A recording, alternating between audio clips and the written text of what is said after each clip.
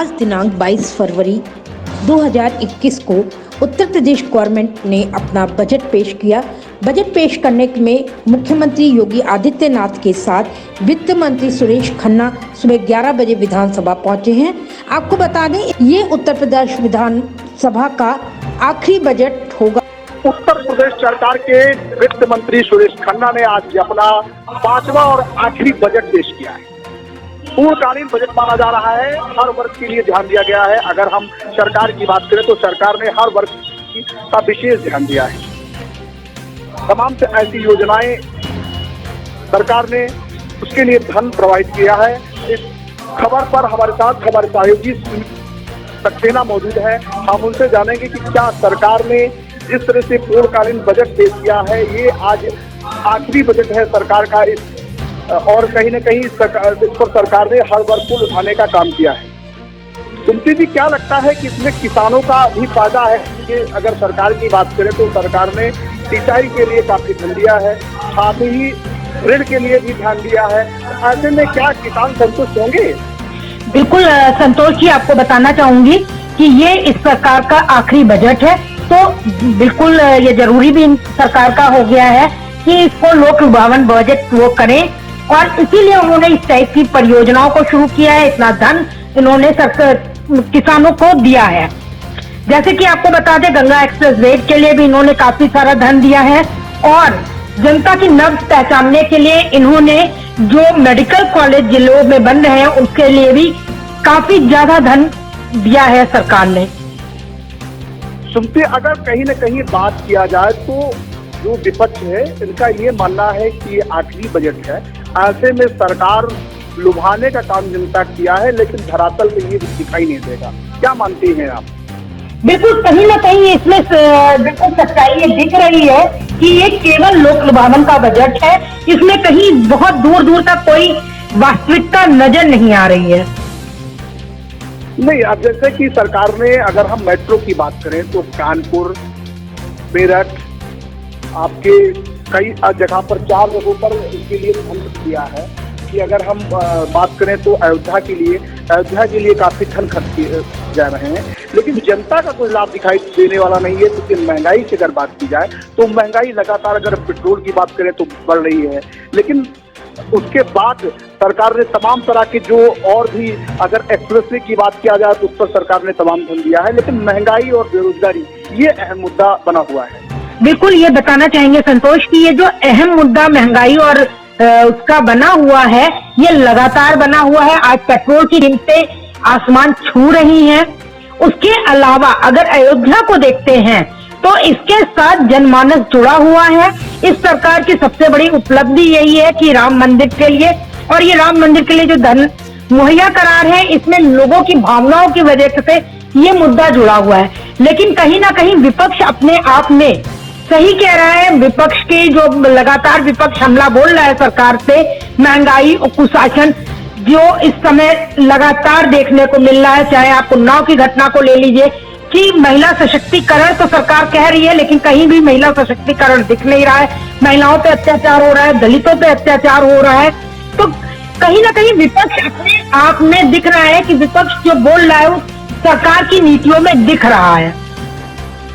बिल्कुल, 5,50,270 करोड़ रुपए का सबसे बड़ा बजट सरकार ने जो है वो पेश किया है। तो अपने आप में ये अहम माना जा रहा है कि वित्त मंत्री ने जिस तरह से भाषण दिया और पेपरलेस ये बजट रहा है, ऐसे में जनता को क्या उम्मीद होगी? क्योंकि सरकारी अस्पतालों की बात करें तो उसमें सुविधा बढ़ाई गई है।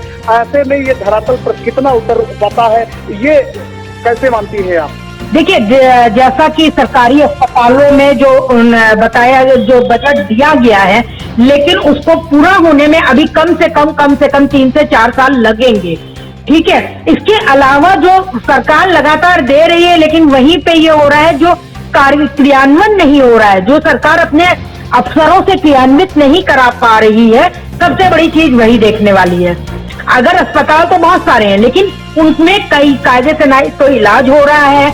आम गरीब आदमी पिस रहा है, इस समय बुरी तरीके से पिस रहा है।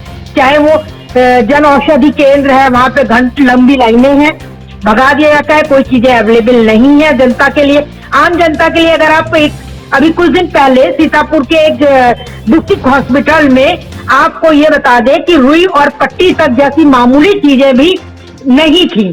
तो इसमें प्रशासन ही तो फेल है ना।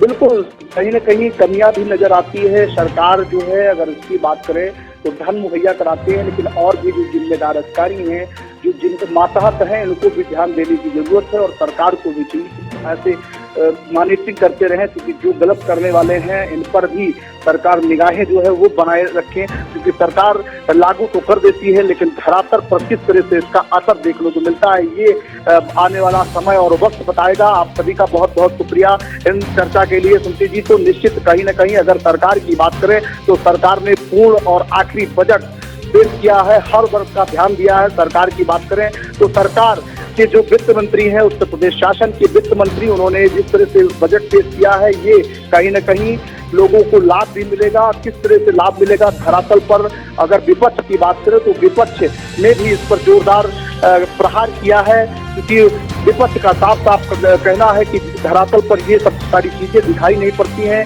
ये अगर हम सपा प्रवक्ता आशुतोष वर्मा की बात करें तो उनका भी रिएक्शन आया है। आइए आपको सुनाते हैं क्या कुछ कहा आशुतोष वर्मा ने।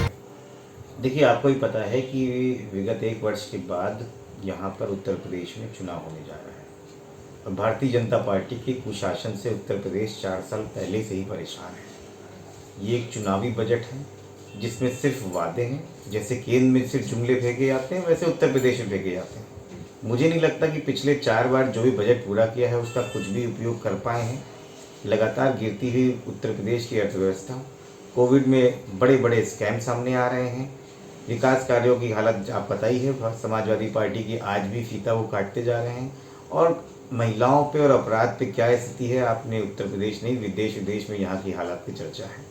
तो योगी सरकार पूरी तरीके से फेल है। भारतीय जनता पार्टी अपना आखिरी बजट पेश कर ले और सर्वदा अपने आप में खुश रहने वाली पार्टी है। इसका कोई बजट का कोई मतलब नहीं है। उत्तर प्रदेश के विकास उससे दूर हो गया है इससे।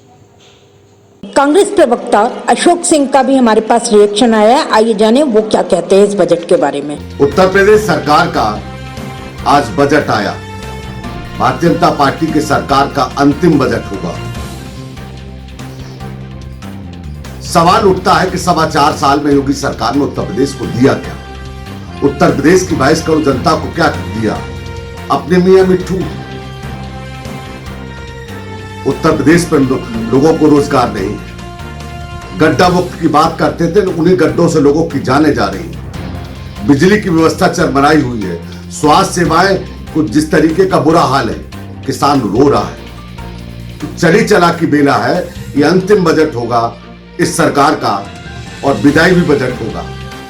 तो पुरानी बोतल में नई शराब भरने का जो प्रयास योगी सरकार कर रही है, उत्तर प्रदेश की जनता वाकई भी समझती है। 4.25 साल में आप कुछ नहीं कर पाए, तो अब तो 8 महीने बचे। अब तो चली चला की बेला है।